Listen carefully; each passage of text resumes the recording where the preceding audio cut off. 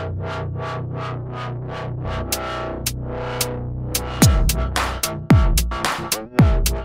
right, with you here on GoAztecs.com, Judson Richards from Extra 1360, Fox Sports San Diego, joined by defensive coordinator Zach Arnett. And, Coach, a new position for you, so first and foremost, congratulations becoming defensive coordinator for San Diego State. Yeah, thank you for having me. Now, this has been a long trip for you, right? You began in San Diego State, you played for Rocky Long, and here you are, defensive coordinator. What's that been like for you? And I got to think that Rocky Long has been someone special in your career.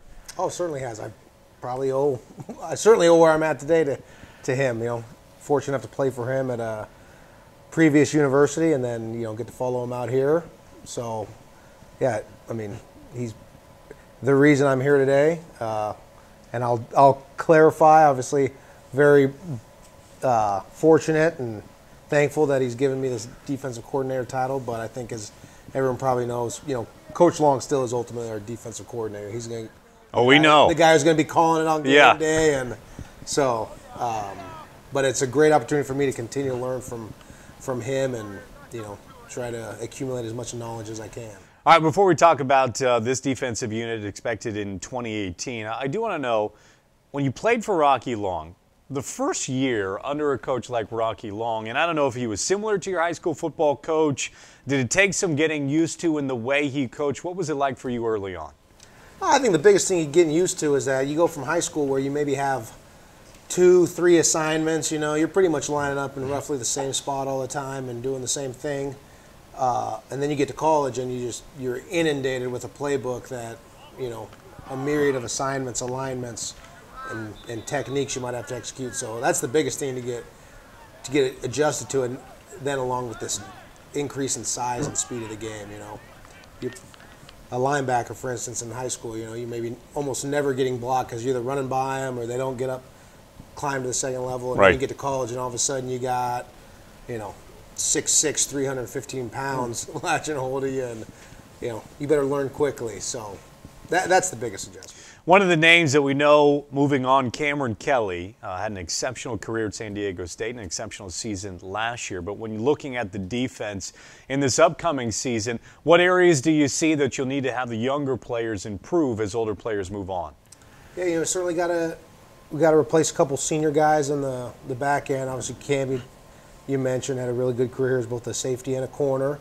So we're losing him at corner, so we're going to have a young corner step up and replace, all the production that Cam had. I lost Trey Lomax at a safety position, so there's an opportunity there for guys to step in and fill those shoes.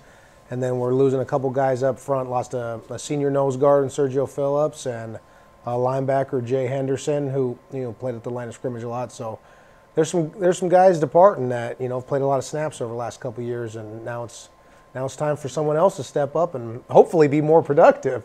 Yeah, speaking of productivity, players that perhaps Aztecs fans haven't seen a lot in the past, whether they're brand new to the program or whether they've been in the system, that Aztecs fans you think will be getting to know this upcoming season? Yeah, I think, since I work with the linebackers, we'll start with them. But now, last month of the season, Chiavatazino was a starter, led us in tackles over that last month, so I think his future looks very bright. He's still got 2 years eligibility left with us. I think that's going to be a name that people really start to see flying around the field a lot on defense. Obviously, defensive line, Noble Hall's been played a lot for us last couple of years, but I think we're certainly expecting him to be a dominant guy up there at the line of scrimmage. And then in the back end, you got Parker Baldwin returning. He's been a starter at the Aztec position for almost 2 years now, and Ron Smith at corner. So, those are some guys who, they've been good players. You've heard their names already, but now we kind of need them to take the next step. And then, Ronley Lakalaka has been another linebacker who's played quite a bit. So, been good players for us. Now can you be the bell cow? All right, last one for you. This is a tough one. All right. Let's take a player who isn't on the Aztecs anymore, so he wouldn't have to see you at practice. Let's take Cameron Kelly, for example. Okay. How would Cameron describe you as a coach? Those back-end guys don't like me because, see, I'm not a DB coach. So, right. Okay, well, anytime a ball's completed, I just blame the defensive backfield. Sure. Hey, you're on scholarship, cover that guy. So they probably don't, they maybe don't think as highly of me as course, my guys probably don't think that highly either. No, so for Calvin Munson, for instance, yeah, right? yeah, New York Giants. With the Giants, right. yeah. Okay, I would think probably Calvin thinks, he was able to overcome my lack of coaching abilities. Probably thought I did more yelling than, sometimes instruction. And he might be right about that from time to time. But, honest with him, let him know exactly where he stands, things they do well, things they need to get better at. And,